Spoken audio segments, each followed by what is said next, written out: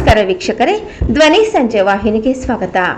ಆತ್ಮೀಯ ಸ್ನೇಹಿತರಾದಂತಹ ಹೆಣ್ಣೂರು ಶ್ರೀನಿವಾಸರವರು ಆಗಮಿಸಿದ್ದಾರೆ. ಅವರು ಸಹ ನಾವು ಸ್ವಾಗತವನ್ನ ಬಯಸ್ತಾ ಇದ್ದೀವಿ. ಜೊತೆಗೆ ನಮ್ಮ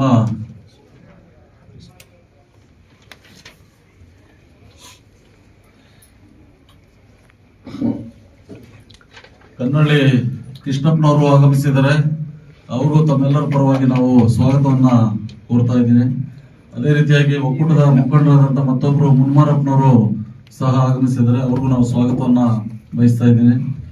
ಜೊತೆಗೆ ನಮ್ಮ ಮುಖಂಡರಾದಂತಹ ಒಕ್ಕೂಟದ ರಾಜಗೋಪಾಲ್ ರವರು ಸಹ ಆಗಮಿಸಿದ್ದಾರೆ. ಅವ್ರಿಗೂ ನಾವು ಸ್ವಾಗತವನ್ನ ಬಯಸ್ತಾ ಇದ್ದೀವಿ.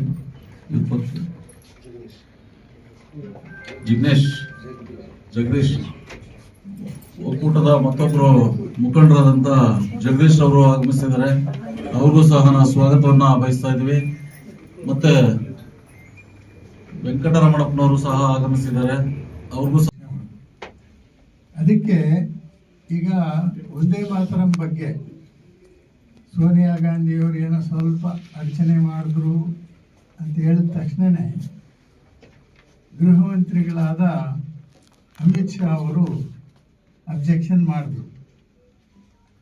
ಅಲ್ಲಿ ಈಗ ಖರ್ಗೆ ಅವರಿಗೆ ಆಗಿರ್ತಕ್ಕಂಥ ಈ ಅವಮಾನವನ್ನು ಗೃಹ ಮಂತ್ರಿಗಳಾಗಲಿ ಪ್ರಧಾನಮಂತ್ರಿಗಳಾಗಲಿ ಅಥವಾ RSS ಮುಖ್ಯಸ್ಥರಾದ ಮೋಹನ್ ಭಾಗವತರಾಗಲಿ ಯಾರು ಕೂಡ ಖಂಡನೆ ಮಾಡಿಲ್ಲ. ಅಂದರೆ ಇವರು ಅಸ್ಪೃಶ್ಯತೆ ನಡೀತಾ ಇರೋದು ನೈಜ ಕ್ರಿಯೆ ಅಂತ ಅಂದ್ಕೊಂಡಿದ್ದಾರೆ. ಅದರಿಂದ ಇದನ್ನು ನಾವು ಎಲ್ಲರೂ ಸೇರಿ ಖಂಡತುಂಡವಾಗಿ ಖಂಡಿಸ್ತೀವಿ.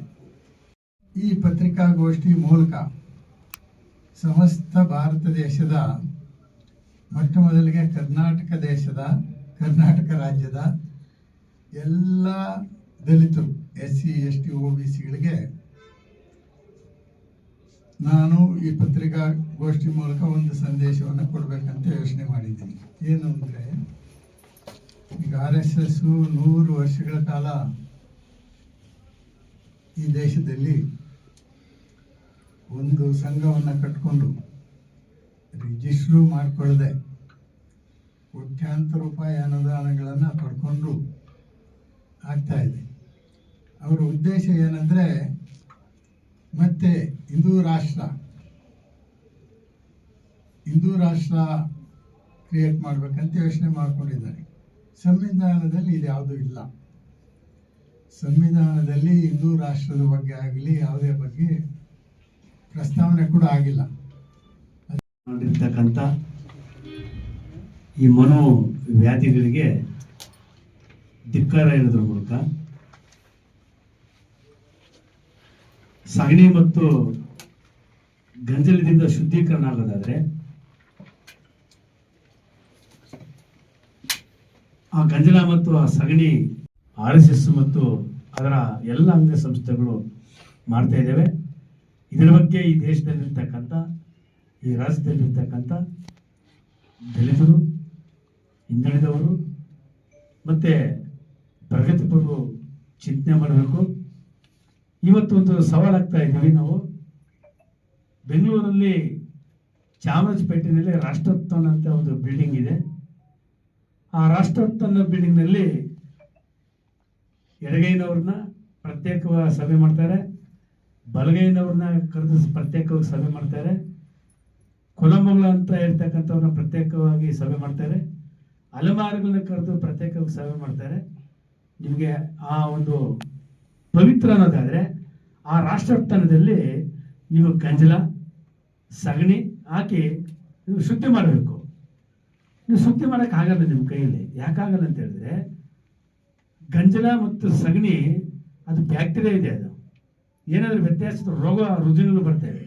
ನಿಮ್ಮ ಕೇಶವಕೃಪದಲ್ಲಿ ನೀವು ಪಂಗಡಗಳಾಗಿದ್ದಾವೆ, ನಮ್ಮನ್ನೇನು ಮಾಡೋಕ್ಕಾಗಲ್ಲ ಅಂತ ಹೇಳಿ ಅವರು ಭಾವಿಸಿರ್ಬೋದು. ಖಂಡಿತ ನಿಮ್ಮನ್ನ ಮುಂದಿನ ದಿನಗಳಲ್ಲಿ ನಾವು ಒಟ್ಟಾಗ್ತೀವಿ, ಒಂದೇ ಆಗ್ತೀವಿ, ಒಂದೇ ಗುಂಪಾಗಿ ನಿಮ್ಮನ್ನ ಸದೆ ಬಡಿತೀವಿ ಅನ್ನೋ ಒಂದು ಎಚ್ಚರಿಕೆಯನ್ನು ಕೂಡ ಈ ಪತ್ರಿಕೆಗೋಷ್ಠಿಯಲ್ಲಿ ಕೊಡ್ತೀವಿ. ನಮಗೆ ಸದೆ ಬಡಿಯಕ್ಕೆ ಅವ್ರನ್ನ ಮಟ್ಟ ಹಾಕಕ್ಕೆ ಬಾಬಾ ಸಾಹೇಬರು ಓಟನ್ನು ಹಕ್ಕನ್ನು ಕೊಟ್ಟಿದ್ದಾರೆ. ಆ ಓಟಿನ ಹಕ್ಕಲ್ಲಿ ನಿಮ್ಮನ್ನ ಸರಿಯಾದ ದಾರಿಗೆ ತರ್ತೀವಿ ಅನ್ನೋ ಒಂದು ಎಚ್ಚರಿಕೆಯನ್ನು ಕೂಡ ಕೊಡ್ತೀವಿ. ಆದರೆ ಈ ಪತ್ರಿಕೆಗೋಷ್ಠಿಯಿಂದ ನಾವು ಅಷ್ಟೇ ಮಾಡ್ತಾ ಇಲ್ಲ, ಇಡೀ ರಾಜ್ಯದ ಎಲ್ಲಾ ದಲಿತ ಸಂಘಟನೆಗಳು ಈಗಾಗಲೇ ಮಾಡ್ತಾವೆ.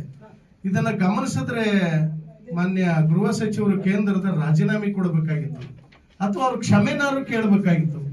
ಯಾವುದನ್ನೂ ಮಾಡ್ತಾ ಇಲ್ಲ. ಅಂದ್ರೆ ಎಂಥ ಬಂಡತನ ಅಂದ್ರೆ ಬಿಜೆಪಿ ಹೋಗಿ ಇವರು RSS ಆಗೋಗ್ಬಿಟ್ಟಿದ್ದಾರೆ. ಇದನ್ನ ನಾವು ಇಡೀ ರಾಜ್ಯದ